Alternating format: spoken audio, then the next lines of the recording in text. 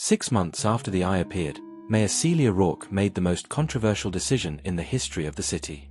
She did not evacuate the people. She did not declare war. She did not order the military to shoot the thing down. She ordered every public window facing the sky to be painted black. Schools sealed their upper floors. Hospitals covered their skylights. Churches nailed tarps over stained glass. Apartment towers became vertical coffins with mailboxes.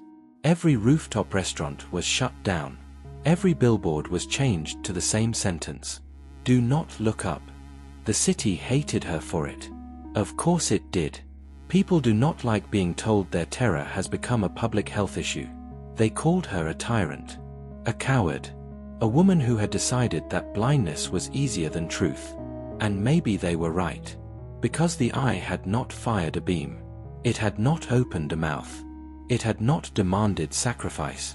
It had not crushed a building, or melted a street, or whispered commandments through radio static. It simply watched. That was the obscenity. It did nothing. And still, by month 6, the city had begun killing itself. The suicide rate had climbed like a fever chart. Sleep clinics were full. Therapists had waiting lists longer than court sentences. Children drew the same eye in crayons, always too large for the paper. Dogs refused to cross certain streets. And beneath all of it, the asphalt had started to change. At first, people thought it was heat damage. Black roads blistering under summer pressure. Then the blisters pulsed. Then they split. Then something wet and red-black moved underneath the city skin. The official report called it subsurface organic displacement. Nobody said veins. Nobody said the streets are becoming meat. That would have sounded hysterical. So they used cleaner words. Infrastructure event. Atmospheric object. Public distress. Behavioral contagion. Organic surface instability. Every word was a small white glove placed over a wound. Then a journalist asked the question that ruined the room. "Mayor Rourke, do you believe the eye is watching us?" She stared at him. For 3 seconds, the city held its breath through her mouth. Then she answered, "No." A pause. "I believe it is waiting for us to understand that we are watching ourselves." And that is where the story of the meat zenith begins. Not with an invasion. With a city slowly realizing the monster above it may not be the one doing the damage. The thing above the city had many names. The government called it atmospheric biological mass 01. Scientists called it the ocular object. Religious channels called it the last witness. Street vendors called it sky meat because fear becomes easier to sell when it has a stupid nickname. But the name that survived was not official. It was written first in red spray paint across the shutters of a closed butcher shop. The Meat Zenith. A name half ridiculous, half accurate. Meat, because it was organic. Zenith, because it occupied the highest point of the city's life. Not physically alone. Psychologically. People stopped saying weather. They said, "How open is it today?" Not "Is it sunny?" How visible is the pupil? Morning routines became rituals of avoidance. Coffee first. Curtains second. Phone third. Medication fourth. Do not look up. Never by accident. Never through reflection. Never in a spoon. Never in the black screen of an elevator. That was the eye's role. Not predator. Not God. Not judge. Witness. And witness is a more intimate horror than violence. Violence touches the body. Witness enters the performance of the self. When people know they are being watched, they begin editing themselves before anyone gives an order. They sit differently, speak differently, lie differently. Even silence becomes theatrical. The Meat Zenith did not command obedience. It made everyone audition for innocence. This is why the city began to decay. From the inside before the streets changed. People did not panic all at once. That would have been simpler. They adjusted. The first week, they stared. The second week, they joked. The third week, they made memes. The fourth week, they blamed the government. By the second month, they stopped undressing near windows. By the third, They stopped arguing outdoors. By the 4th, public laughter became rare. By the 5th, the city had learned to behave like a guilty child. Standing outside the principal's office, waiting to be called in for a crime it could not remember committing. Mayor Celia Rourke understood this before most. That was her gift. And her curse. She had built her entire career on visibility. Cameras, debates, town halls, crisis speeches. The kind of politics where every gesture is measured, clipped, replayed, punished. Before the eye, she was already a professional object under observation. The Meet Zenith did not introduce her to surveillance. It merely removed the possibility of leaving the stage. Her role in the city was not leader.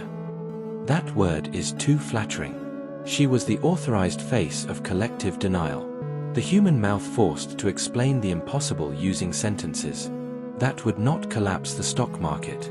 Every morning, advisors handed her new phrases. Containment confidence, adaptive resilience, managed exposure, civic continuity. She read them on camera, while the roads behind City Hall beat like something dreaming under skin. But Celia's mask was only one mask. The city had others. Dr. Ansel Vey, the neuroscientist, wore the mask of rationality. He claimed the eye was not alive in any meaningful sense. He said it was a suspended sensory organ, lacking a visible motor or digestive system. That sentence comforted no one, but it sounded expensive, so television booked him every night. Mara Quill, the underground journalist, wore the mask of rebellion. She streamed from rooftops, pointing her camera at the Meet Zenith and daring people to watch with her. Her slogan was simple: if it wants to look, look back. Her followers loved that. The dead began quoting her. That changed the taste of the slogan. Then there was Father Ilian Saw, priest of St. Bartholomew's Cathedral. He wore the mask of interpretation. Every disaster attracts men who can translate terror into obedience. He called the eye the pupil of consequence. He said the city was being examined. He said the asphalt pulsed because sin had finally reached the surface. People came to him in crowds, not because they believed him, because panic prefers a cruel answer to no answer at all. And below them all was the actual city, not the skyline, not the government, not the maps. The city as a character, a sweating animal of elevators, saws, apartments, hospitals, billboards, bedrooms, morgues, and cafeterias. A place where 8 million people tried to act normal, under an organ large enough to make privacy feel childish. That was the hierarchy. The eye watched. The mayor denied. The scientist measured. The journalist provoked. The priest explained. The citizens endured. And the streets pulsed underneath them all, patient as a second heart. The official fracture began on day 183, 6 months and 3 days after appearance. At 6:12 in the morning, a bus driver named Emilio Dast noticed that Route 41 was no longer flat. The road beneath his front tires had risen in a long, smooth ridge. Not cracked, not buckled, swollen. He stopped the bus. 26 passengers looked up from their phones. The ridge moved. Slowly, deliberately, like something beneath the street had rolled over in its sleep. Then the road opened. Not enough to swallow the bus. Enough to show what was underneath. A red-black tube as wide as a subway tunnel. Wet. Ribbed. Pulsing. Every pulse traveled down the street, under the crosswalk, beneath the feet of pedestrians who had just begun their workday. One passenger screamed. Another started praying. A third began recording. That was the most modern response to horror. Not flight. Documentation. Within 10 minutes, the clip was everywhere. Within 20, the city denied it. Within 30, 3 more streets opened. By noon, the map of vascular asphalt formed a rough circle around City Hall. Not random. Never random. The Meet Zenith had not moved. But the city had begun arranging itself beneath the gaze. Mayor Rourke was pulled into an emergency meeting in the underground crisis room. No windows. No sky. No reflection. Everyone loved that room now. Dr. Ansel Vey presented the biological findings. The material beneath the road was not human tissue. That was his first comfort. It was not animal tissue either. That was his second failure. It contained vascular structures, nerve-like filaments, and asphalt compounds fused into a living matrix. Living, but not alive in any familiar way. Responsive, but not conscious by ordinary tests. Growing, but not feeding through conventional metabolism. One official asked what that meant. Vey removed his glasses. It means the city is developing anatomy. Nobody wrote that sentence down. Some truths are too ugly for minutes. Then came Mara Quill's broadcast. She had entered one of the exposed vascular streets, with a camera crew and no permit. Of course she had. She stood beside the pulsing tube, face pale, voice steady. This is what they have been hiding. The city is not being attacked. The city is being changed. And the mayor's solution is paint. Millions watched. Celia watched too. In the crisis room, surrounded by advisors who smelled like panic and expensive soap, she watched Mara kneel beside the open street and place one bare hand on the pulsing tissue. Mara whispered into the microphone. It feels like a heartbeat. Then the meat zenith moved for the first time. Not the whole eye. Just the pupil. A microscopic shift. Barely visible. But every camera in the city caught it. The pupil moved toward Mara Quill. Mara froze. Her smile died before her face could hide it. For 6 months, humanity had debated whether the eye was watching. Now it had chosen a person. That was worse. The difference between being watched generally and being watched specifically is the difference between rain and a finger on your throat. Mara tried to speak. Nothing came out. The road beneath her hand contracted. Then the entire street pulsed.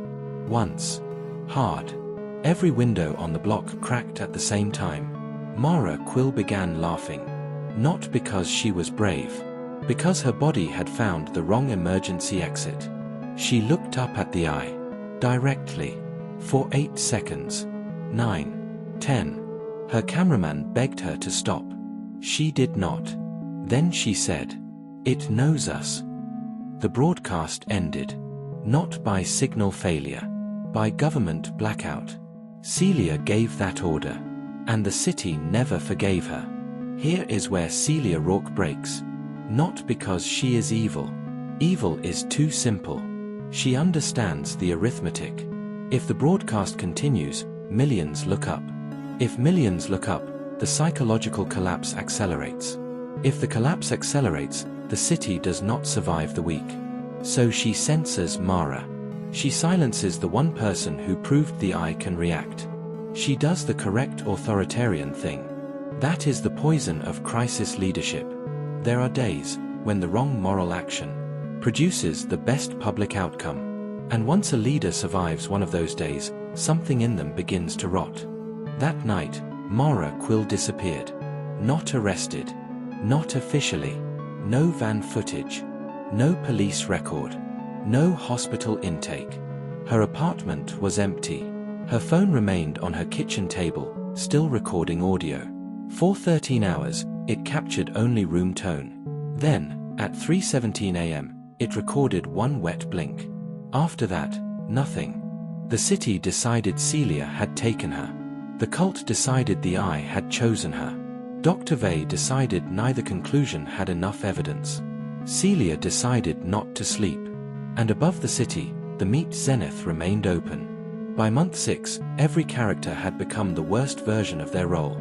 Celia Rourke, once the face of order, became the administrator of blindness. Dr. Vey, once the voice of reason, became addicted to measurement. Because numbers were the only language that did not scream back. Father Ilian, once a priest, became a broker of guilt, selling meaning by the sermon. Mara Quill, absent but everywhere, became a martyr, a rumor, a missing tooth the city could not stop touching with its tongue. And the meat zenith. It still did nothing. That was the cruelest part. Every faction projected intention onto it. Judgment. Curiosity. Hunger. Guardhood. punishment. But the eye did not explain itself. It allowed the city to reveal what kind of organism it already was. Celia's evolution begins with a betrayal. Not of the city, of her mask. For 6 months, she had treated the public like patients, who might die from information. There was logic in that. Rotten logic. But logic. Then Dr. Vey brought her the scan. A full vascular map of the transformed asphalt.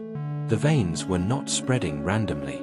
They were converging. Every pulse under the road traveled towards City Hall. Not because the building mattered politically. Because beneath City Hall was the sealed reservoir. From the old metro system. A hollow space large enough to hold pressure. Large enough to become a chamber. Large enough, they said, to become an organ. Celia asked which organ. They did not answer immediately. That was enough. Say it, she said. He looked at the floor. A socket. The city was not merely changing. It was preparing to receive something. The meat zenith above was only one part of the anatomy. The streets were building the rest. Celia understood. Then that evacuation was no longer a policy question. It was a confession. To evacuate would be to admit that every previous reassurance had been a decorated lie. To stay would be murder by paperwork. She chose evacuation. Too late. But still. Her advisors begged her to soften the language. She refused. No temporary relocation. No adaptive safety corridor. No protective civic transition. She stood before the cameras and said, "The city is not safe. Leave now." That should have saved her reputation. It destroyed it. People do not forgive leaders for telling the truth. After the lie has become infrastructure, the rich fled first. The old could not. The poor were told to wait for buses that never came. Hospitals overflowed with patients too fragile to move. Trains jammed. Tunnels pulsed. The asphalt veins thickened under traffic, swelling whenever crowds panicked. The city had become a body allergic to escape. Then Father Ilian made his move. He opened the cathedral doors and declared sanctuary under the eye. He told people not to flee. He told them the city was being completed. He said the meat zenith was not a threat but an examiner, and only those who submitted to being seen would survive the transformation. Thousands went to him. Not because they were stupid. Because evacuation required logistics. Faith required only exhaustion. Celia went to the cathedral herself. No security detail. No speechwriter. Just her coat, a pistol she did not know how to hold properly, and Dr. Vey trailing behind her with a medical bag because fear makes scientists practical. Inside, she found Ilian standing beneath the skylight. The eye's reflection sat in his pupils like a second priest. He smiled when he saw her. "Mayor," he said. "You came to look." Celia looked at the crowd. Children on pews. Old men kneeling. Nurses asleep against pillars. Families too tired to argue with doom. Her anger arrived quietly. Not fire. Ice. She walked to the altar and slapped Father Ilian across the face. The sound cracked through the cathedral. No one moved. "Stop feeding it names," she said. He touched his cheek. "You think it needs me?" "No," Celia said. "You need it." That was the cut. Not theological. Personal. Ilian had turned the eye into a pulpit. Because ordinary God had stopped making him feel necessary. The meat zenith had given him a congregation. Large enough for his vanity. He called it prophecy because attention sounded too naked. Then the cathedral floor pulsed. The marble split. A vein rose through the aisle. People screamed. The skylight above them began to sweat from the inside. Not rain. Condensation. Warm. The meat zenith's pupil shifted again. This time, toward Celia. Every face in the cathedral turned with it. For the first time in 6 months, Celia Rourke looked up. She expected madness. Or revelation. Or pain. What she found was worse. Nothing. The eye did not speak. It did not accuse. It did not reveal secret sins. It did not show her the dead. It simply received her gaze. Celia realized then that the horror was not being judged. Judgment would imply standards. The horror was being perceived without explanation. Seen completely, but not understood. Registered, but not loved. Observed, but not answered. A universe with an eye and no face. She lowered her head. Not in worship. In refusal. Then she gave her final order as mayor. Break the skylight. Dr. Vey stared at her. Ilian screamed. The crowd panicked. Celia repeated it. Break the sky open. The glass shattered. Daylight flooded in. So did the full sight of the meat zenith. Thousands saw it directly. For one terrible second, the entire cathedral became silent. Then Celia did the thing no one expected. She stepped onto the altar, faced the crowd, and blocked the eye with her own body. Absurd. Impossible. A woman in a dark coat standing against a stadium-sized organ in the sky. She could not physically hide it. But symbolically, she became an eyelid. Not by covering the eye. By giving the people another human face to look at. Look at me, she said. Her voice broke. Good. A perfect voice would have killed the moment. Not up. Me. This is Celia's evolution. She stops managing panic as data.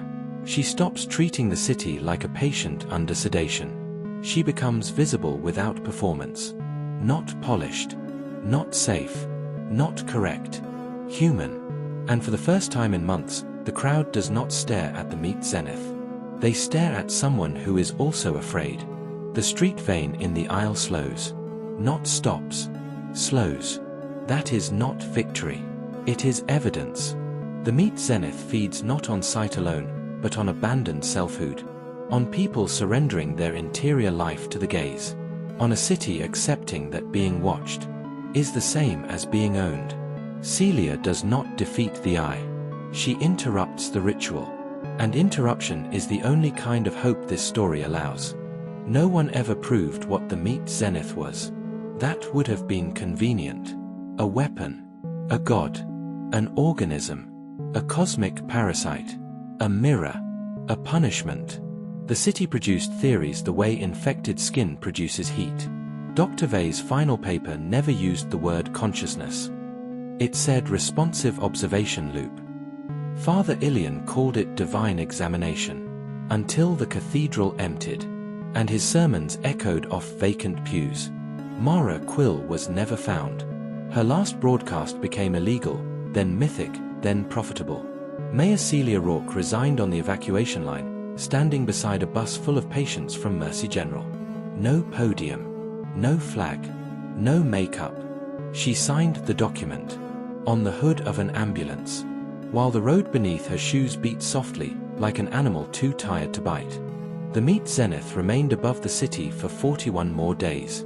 During that time, the vascular roads stopped expanding in evacuated districts. They thickened only where crowds stayed. The pattern was not fully understood.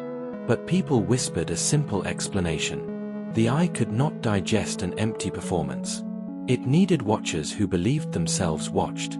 It needed shame. It needed posture. It needed the little theater inside every human skull that begins the moment we think someone is looking. Then, on day 227, the meat zenith blinked. Once.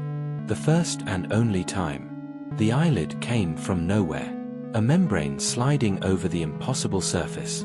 The city below darkened for half a second. When the lid opened, the eye was gone. No explosion. No farewell. No corpse falling from the clouds. Just an empty sky and a city that still had veins under the road. That is the insult. The monster leaves. The anatomy remains.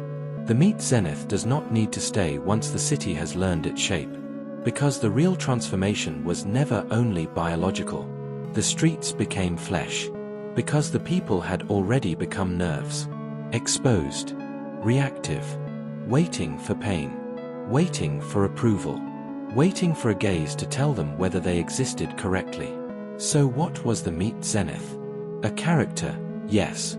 But not in the human sense. It had no speech. No backstory. No confession. No villain monologue. Its role was witness. Its motivation, if that word even applies, was attention without empathy. Its conflict was not against soldiers or scientists or priests. Its conflict was against privacy, against the right to remain unseen, against the fragile mercy of being able to exist without performing innocence. Celia Rourke's role was the mayor. Her mask was control. Her internal conflict was the guilt of managing people through denial because truth looked too dangerous to release. Her external conflict was a city that demanded answers from a leader trapped between mass panic and biological impossibility. She became the eyelid because she finally understood. Leadership was not controlling what people saw. It was giving them something human to look at when the sky became unbearable. Dr. Ansel Vey's role was the scientist. His mask was rational detachment. His internal conflict was cowardice dressed as precision. He wanted data because data did not ask him to comfort anyone. His external conflict was a phenomenon that kept humiliating measurement. He survived by admitting that naming a wound is not the same as treating it. Mara Quill's role was the rebel witness. Her mask was courage. Her internal conflict was hunger for significance. She wanted to expose the truth, but she also wanted the truth to choose her. Her external conflict was censorship, yes, but also the eye itself, which gave her the intimacy she had been performing for.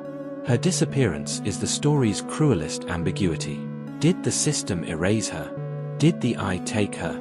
Or did she step so deeply into being seen that there was nothing left to recover? Father Ilian's role was interpreter.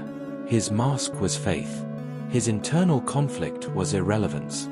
He could not bear a universe that frightened people without needing him to translate it. His external conflict was Celia's refusal to let him turn fear into obedience. He did not worship the meat zenith. He competed with it and lost. And the city was the body. The real protagonist, maybe. A metropolis that believed it was made of steel, glass, finance, traffic, law, and scheduled garbage collection. Then one eye appeared above it, and all that machinery softened into tissue. Because civilization is never as inorganic as it pretends. Every city already has arteries, roads, saws, power lines, fiber optics, subway tunnels, hospital corridors, supply chains, emergency routes. All the meat zenith did was make the metaphor wet. That is the psychological verdict. The meat zenith did not destroy the city by attacking it. It destroyed the city by making every citizen feel permanently witnessed, then waiting as they reshaped themselves around that gaze. No claws, no teeth, no invasion fleet. Just attention. Pure, cold, unexplained attention. And under enough attention, the self begins to sweat. Then crack. Then perform. Then disappear. So the question is not, what did the meat zenith want? That may be too generous. The better question is uglier. If something watched you long enough, without speaking, without blinking, without judging, how much of yourself would you destroy trying to look innocent?